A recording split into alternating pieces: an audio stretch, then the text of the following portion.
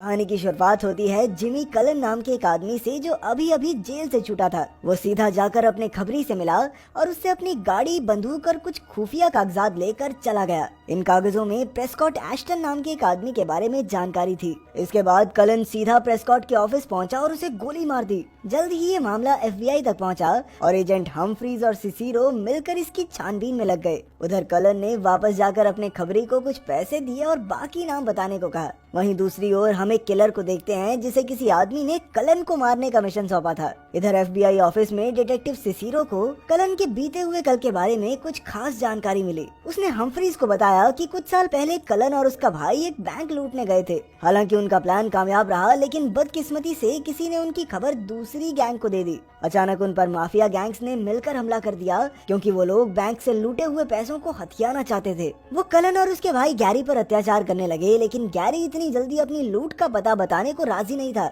लेकिन कलन को अपने भाई की जान प्यारी थी, इसीलिए उसने गुंडों को पैसों का पता बता दिया। खैर, पैसों की जानकारी मिलने के बाद भी 3 गैंगस्टर्स प्रेस्कॉट, निक्सन और केनेथ टाइसन ने मिलकर गैरी का गला काट डाला। इसके बाद उन्होंने कलन को भी गोली मार दी और डॉक्टर्स ने उसे मृत घोषित कर दिया। लेकिन इलाज के वक्त उन्होंने कलन के सर में लोहे की चिप लगाई थी और शायद इसी चमत्कार से उसकी जान बच गई। सिसिरो का मानना था कि अब कलन बाकी गैंगस्टर्स से अपने भाई की मौत का बदला लेने आया है। इसी दौरान कलन अपने दूसरे टारगेट केनेथ टाइसन के पास पहुंच गया। केनेथ उस वक्त एक लड़की का अपहरण करके उससे जबरदस्ती करने की कोशिश कर रहा था, लेकिन कलन ने आते ही उसके सर में गोली मार दी। इधर किलर भी उसका पीछा करते हुए यहाँ तक आ गया था। जैसे ही कलन वहाँ से निकला तो किलर ने उसे मारने के लिए उस पर हमला कर दिया। अचानक दोनों तरफ से जमकर गोलीबारी होने लगी और आखिरकार कलन किसी तरह वहाँ से बच निकला। उधर डिटेक्टिव हम्फ्रीज अपनी गर्लफ्रेंड से मिलने आया। उसकी गर्लफ्रेंड बहुत गुस्से में थी क्योंकि हम्फ्रीज अपने बेटे को समय ही नहीं दे पाता था। खैर, फिर हम्फ्रीज अपने बेटे को स्कूल छोड़ने निकल गया। रास्ते में उसे डिटेक्टिव सिसिरो ने फोन करके केनेथ के कत्ल की खबर दी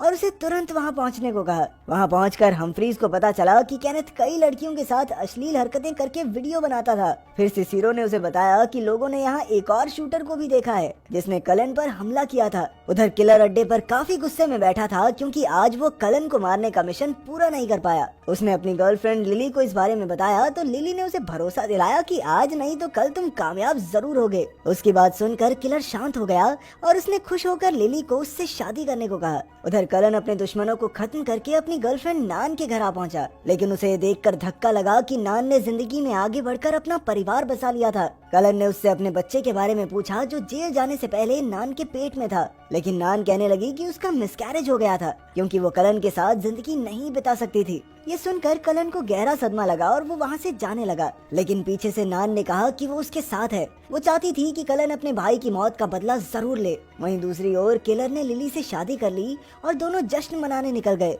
तब किलर ने उसे अपने दिल की बात बताते हुए कहा कि वो जुर्म की दुनिया छोड़कर एक आम जिंदगी बिताना चाहता है। उधर कलन अपने अगले दुश्मन निक्सॉन को मारने की तैयारी में जुट गया। उसने निक्सॉन को एक क्लब में जाते हुए देखा और उसे याद आया कि कैसे निक्सॉन ने उसके भाई का गला रेत कर उसकी हत्या कर दी थी। अब कलन भी उसके पीछे अंदर घुसकर बाथरूम में आ गया। तब निक्सॉन ने उसे देखकर कहा कि वो जानता था कि कलन उसे ढूंढते हुए यहाँ जरूर आएगा। इसके बाद निक्सॉन ने गार्ड को बाहर भेज दिया और खुद कलन के साथ 2-2 हाथ करने का फैसला किया। जल्द ही दोनों में हाथापाई शुरू हो गई, लेकिन कलन ने उसके सीने में चाकू घोंप दिया और तुरंत वहाँ से भाग निकला। वहीं दूसरी ओर किलर जुर्म की दुनिया से निकलना चाहता था, लेकिन कलन को मारने का अधूरा मिशन उसे अंदर ही अंदर खाए जा रहा था। आखिरकार उससे रुका ही नहीं गया और उसने ये मिशन पूरा करने का फैसला किया। तभी लिली को इसका पता चल गया और उसने किलर को रोकने की कोशिश की, लेकिन किलर ने उसकी एक न सुनी और मिशन पर निकल गया। अगली सुबह किलर और डिटेक्टिव्स दोनों अपने काम पर निकल पड़े। हम्फ्रीज ने सिसिरो को कॉल करके कल रात हुए निक्सॉन के कत्ल के बारे में बताया। हम्फ्रीज को शक था कि इसमें कलन का हाथ है, पर सिसिरो को ऐसा नहीं लगता था। खैर, फिर हम्फ्रीज ने खुद क्लब में जाकर सच का पता लगाने का फैसला किया। जल्द ही हम्फ्रीज और सिसिरो को खबर मिली कि निक्सॉन की जान बच गई थी और अब एक हॉस्पिटल में उसका इलाज चल रहा था। उधर जब कलन को इस बारे में पता चला तो उसे फिर याद आया कि कैसे निक्सॉन ने उसके भाई को मारा था, इसीलिए वो फिर से निक्सॉन को मारने हॉस्पिटल की ओर निकल पड़ा। वहीं हम्फ्रीज जानता था कि कलन यहाँ जरूर आएगा, इसीलिए वो पहले ही हॉस्पिटल पहुँच गया। जल्द ही कलन वहाँ आया और उसने इलाज के दौरान ही निक्सॉन को गोली मार दी। गोलियों की आवाज सुनकर हम्फ्रीज तुरंत कलन को पीछे करने लगा और आखिरकार बेसमेंट में दोनों एक दूसरे के आमने सामने आ गए। जल्द ही दोनों ने गोलीबारी शुरू कर दी, लेकिन जब कलन ने हम्फ्रीज का पुलिस पुलिस बैच देखा तो वो उसे छोड़कर वहाँ से भाग निकला। रास्ते में उसे निक्सॉन के बेटे का फोन आया और उसने पूछा कि क्या तुमने ही मेरे बाप को मारा है। इस पर जब कलन ने हाँ कह दिया तो निक्सॉन का बेटा कहने लगा कि मैं तुम्हें जान से मार डालूंगा। तभी अचानक कलन की नजर किलर पर पड़ी जो उसका पीछा करते करते यहाँ तक आ पहुँचा था। उसी पल दोनों हाई स्पीड में गाड़ी भगाने लगे, पर इसी चक्कर में कलन की गाड़ी का टायर फट गया और मौके का फायदा उठाकर किलर ने उसकी गर्दन में गोली दाग दी। लेकिन फिर भी कलन तेजी से वहाँ से भाग निकला और एक बार फिर से किलर का मिशन अधूरा रह गया। इस बार तो किलर गुस्से से तिल मिला उठा और उसने किसी भी कीमत पर कलन को मारने का फैसला किया। किलर से बचने के बाद कलन अपने घर पहुंचा और उसने अपनी ही माँ के सर पर बंदूक तान दी। उसने अपनी माँ से पूछा कि आखिर उसके पिता कहाँ हैं, क्योंकि असल में कलन को लगता था कि उसके बाप ने ही बैंक लूट वाले दिन बाकी गैंग्स को उनकी खबर दी थी। कलन के पिता ने उनसे लूट का हिस्सा मांगा था, लेकिन जब उन्होंने हिस्सा देने से मना कर दिया तो उसने अपने ही बेटों को मरवाने का प्लान बना दिया। लेकिन कलन की माँ ने कहा कि ये सच नहीं है। तब कलन ने बताया कि पहले वो इस चोरी के प्लान में अपने भाई गैरी के साथ नहीं था, लेकिन ऐन वक्त पर उसका ड्राइवर भाग गया, इसीलिए उसे ड्राइवर की जगह लेनी पड़ी। गैरी ने हमेशा उसका साथ दिया था, इसीलिए कलन भी उसकी मदद करना चाहता था, लेकिन वो कहाँ जानता था कि इसी प्लान में गैरी मारा जाएगा।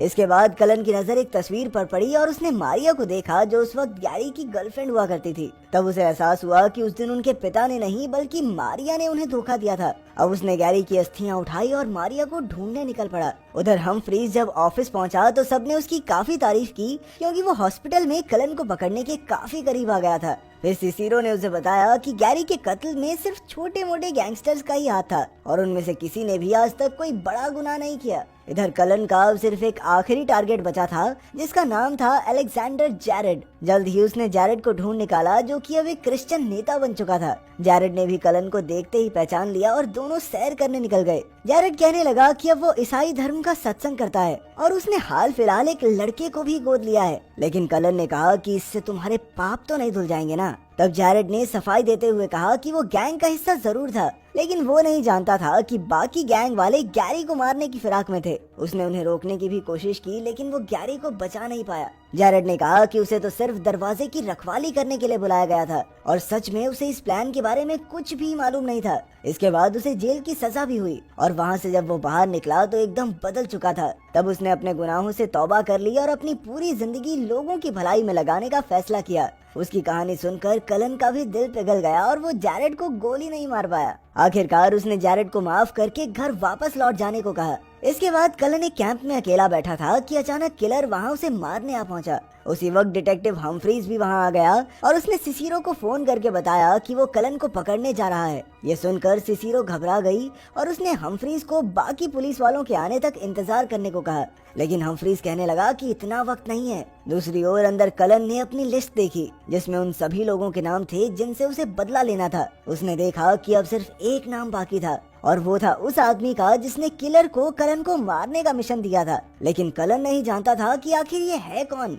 अब किलर और कलन एक दूसरे पर हमला करने ही वाले थे कि अचानक हमफ्रीज ने वहाँ आकर किलर पर बंदूक तान दी। जैसे ही किलर ने अपनी बंदूक नीचे रखी तो हमफ्रीज ने कलन को गोली मार दी और तब ये खुलासा होता है कि गैरी की मौत का आखिरी जिम्मेवार हमफ्रीज ही था, लेकिन कलन उसके बारे में नहीं जानता था। वहीं किलर को एहसास हुआ कि हमफ्रीज ही वो आदमी था जिसने उसे कलन को मारने का मिशन दिया था। फिर हमफ्रीज ने बताया कि गैरी की गर्लफ्रेंड उसकी खबरी थी और उसने ही कलन और गैरी के प्लान की खबर हमफ्रीज को दी थी। आखिरकार हमफ्रीज ने किलर को इस मिशन के पैसे दिए, लेकिन किलर ने इससे इनकार कर दिया क्योंकि उसने काम पूरा नहीं किया था। खैर इसके बाद वो जुर्म की दुनिया हमेशा के लिए छोड़कर लिली के पास चला गया। इधर डिटेक्टिव सिसिरो हमफ्रीज की मदद करने आ रही थी कि रास्ते में उसे एहसास हुआ कि हमफ्रीज तो शुरुआत से कलन के बारे में सब कुछ जानता था। अब कलन को मारकर हमफ्रीज का रास्ता एकदम साफ हो चुका था, इसीलिए उसने मारिया को फोन करके कहा कि वो घर लौट रहा है। और तभी अचानक किसी ने पीछे से उसे गोली मार दी। ये कोई और नहीं बल्कि कलन ही था। असल में कलन के सर में लोहे की चिप लगी थी जिस वजह से उसकी जान बच गई। जल्द ही FBI की टीम वहां पहुंची और उन्हें हमफ्रीज की लाश मिली, लेकिन सिसिरो ने हमफ्रीज की असलियत छिपाए रखने का फैसला किया। आखिरकार कलन का बदला पूरा हो गया था, इसीलिए उसने गैरी की अस्थियां समुद्र में बहा दी और अपने रास्ते पर